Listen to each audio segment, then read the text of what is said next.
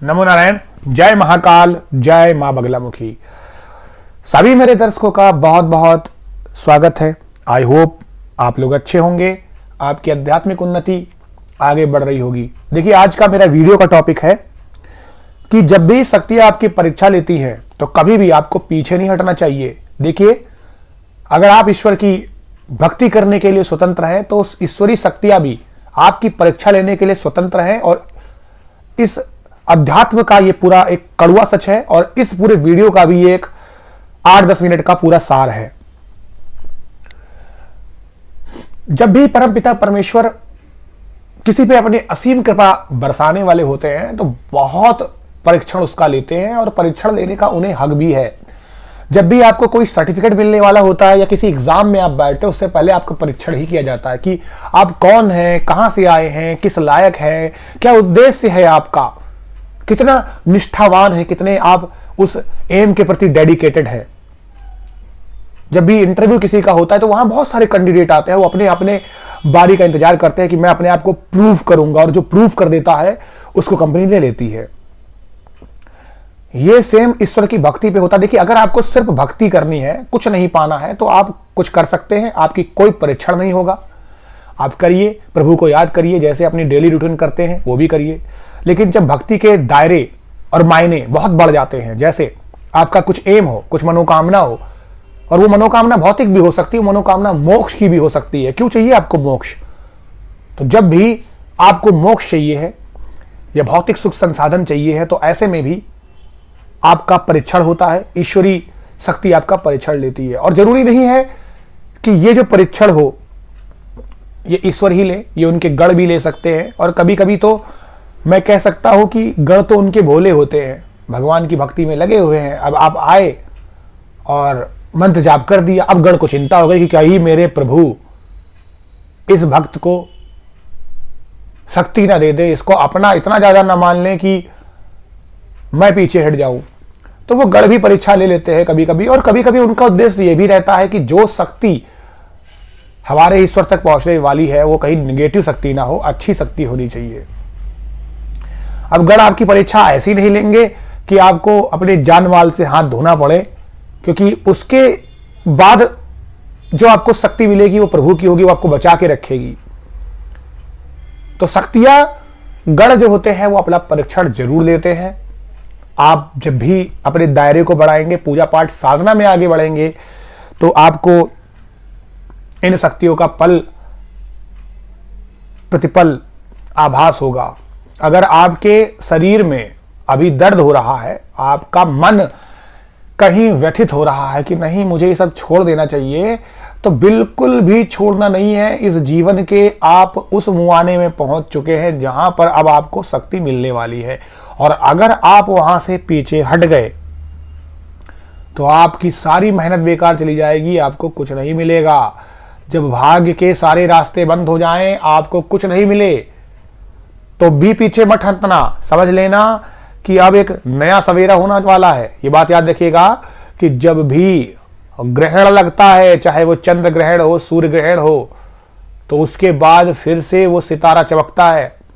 इसका मतलब ये रही है कि ग्रहण लग गया तो हमेशा के लिए लग गया। ग्रहण कुछ पलों के लिए होता है और वही पल को अपने आप को आपको समझा के रखना है, संभाल के रखना है।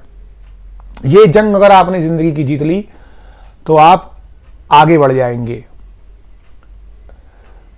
तो जब भी आपको ऐसे मुसीबतों का सामना करने पड़े तो आप राधे राधे, राम राम, श्री कृष्ण, जो भी आपके इष्ट है उनका नाम जाप करें।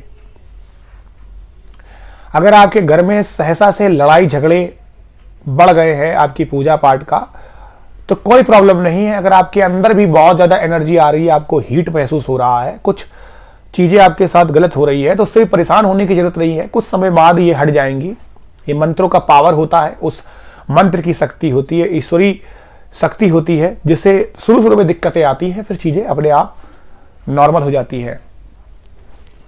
अगर आपको कहीं से भी खुशबू का संकेत मिलता है, कहीं से कोई अच्छी सी भीनी भीनी खुशबू आ रही है, हवाओं का संकेत मिलता है, आपको ऐसा लगता है कि हमारे आसपास का जो वातावरण है वो डिफरेंट है, बाकी जगह में अलग है, कहीं पर भी कोई पर्दा नहीं है, कुछ भी नहीं है, लेकिन एक हवा का झोंका आता है और छू के आपको एकदम झम से चला जाता है, हल्का सा आपको एहसास होता है ठंडी हवा कोई आई।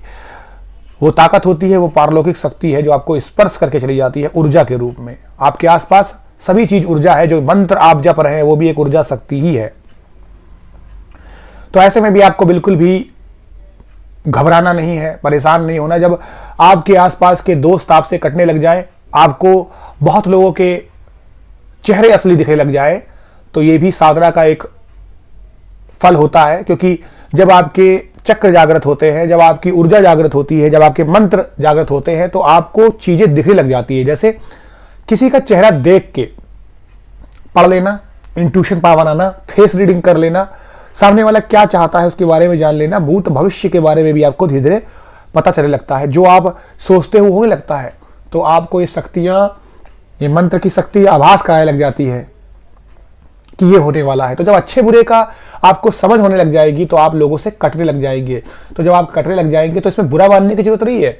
आपको ये नहीं कहना है कि अरे मेरे यार दोस्त कम हो गए। आपको ये डिसाइड करना है कि आपको यार दोस्त चाहिए है या आपको वो ईश्वर चाहिए है। बनावटी 100 लोगों से तो अच्छा है कि एक असली चेहरा आपको मिले जो जिंदगी भर आपका सच्ची निष्ठा से साथ निभाए। वो एक दोस्त अच्छा होता है। एक मंत्र है जिसको हम सभी लोगों ने सुना होगा, जपा होगा, मंत्र है क्लीम। क्लीम में कामदेव, भगवान श्री कृष्ण, मां काली का समावेश है। तो ऐसे में जो भी इंसान इस मंत्र को जपता है उसको इसके कई सारे परिणाम देखने को मिलते हैं, क्योंकि इसमें 3 शक्तियों का समावेश है। लेकिन दुर्भाग्यवश वो लोग गलत समझ जाते हैं। कई बार ऐसा भी हुआ है, बहुत ये पर्सनल एक्सपीरियंस है, कि जैसे ही उन लोगों ने इस मंत्र का जाप स्टार्ट किया है, उनको लोगों के असली चेहरे दिखने लग गए। चाहे उसका वो बॉयफ्रेंड हो, चाहे वो गर्लफ्रेंड हो, हस्बैंड हो, वाइफ हो, उनके चेहरे निकल के सामने आ गए हैं। अब जिंदगी में 2 ही सत्य होते। एक सत्य जिसको आप छुपा के रखो कि चलो झूठ तो है, जीते रहो इसी के सहारे। एक वो भी सच है कि जो आपके सामने आ जाए और आप चाहते बस आ जाए। तो वो जो सच सामने आता है, अब उसको किस प्रकार से आपको लेना है ये आपके ऊपर है। तो जब भी ईश्वरी शक्ति आपको किसी का सच्चा चेहरा दिखाए ना, तो पीछे मत हटना। ये भी आपका एक परीक्षण ही है। वो दर्शा रही है कि सब मोह माया है। अगर कोई सत्य है जिंदगी का तो वो राम नाम ही है, वो मंत्र है, वो ईश्वर है, वो इष्ट देवी देवता है।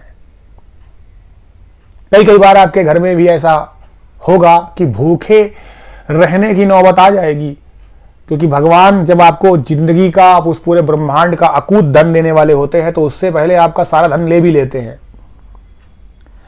तो घबराना नहीं। अब इस सारे वीडियो का एक सार ये भी है कि कई लोग ये कहेंगे कि उन्होंने बहुत सारी भक्ति की है, बहुत सारी चीजें की है।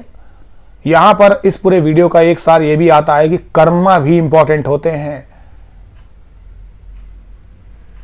सिर्फ भगवान का जाप करने से ही आपको चीजें नहीं मिल पाएंगी। अगर जिंदगी में आप भगवान का जाप 15 मिनट के लिए कर रहे हैं और आगे के आने वाले 23 मिनट, सॉरी, आपके आगे आने वाले 23 घंटे आप खराब व्यवहार से लोगों का जीना दुभर करे हुए हो, आपका आचरण सही नहीं है, तो आपको कभी भी नहीं मिलता है। तो ये जो चीज है ये आपके अभी के प्रेजेंट के कर्मा है, और कुछ कर्म जो आपके पिछले जन्म के होते हैं जिसकी वजह से हमें अच्छा और बुरा फल देखने को मिलता है। उसी हिसाब से हमें जिंदगी में हमारे ग्रह मिलते हैं, उनके प्लानिट के आधार पर ही हमारे चीजों का निर्वाह होता है। तो जो चीजें पहले हो गई है उसको भूल जाइए। अभी जो आप कैसा करेंगे वो आगे का फल निर्धारित करेगा, और वो अभी का भी करेगा। क्योंकि अगर पिछले जन्म के कर्म आपके खराब है, उस जन्म में भी आप पूजा पाठ नहीं कर रहे हैं, तो वो कर्म कटेंगे ही नहीं। लेकिन अगर इस जन्म में आप पूजा पाठ कर रहे हैं तो पूरा कर्मों को, पिछले जन्मों को आपको भोगना पड़ेगा, लेकिन इस जन्म में आपके कर्म जल्दी जल्दी जाएंगे। जब जल्दी जल्दी कर्म खत्म हो जाएंगे बुरे, तो अच्छे कर्मों को भी आप भूल पाएंगे। तो जो लोग मेरे चैनल पे नए आए हैं वो मेरे चैनल को लाइक और सब्सक्राइब करें। जो लोग मेरे चैनल पे पुराने से हैं उन लोगों का बहुत बहुत शुक्रिया, प्यार, धन्यवाद। आप सभी लोग यूं ही खुश रहें, स्वस्थ रहें, और इसी के साथ मुझे इजाजत दीजिए। नमो नारायण। जय महाकाल, जय मां बगलामुखी।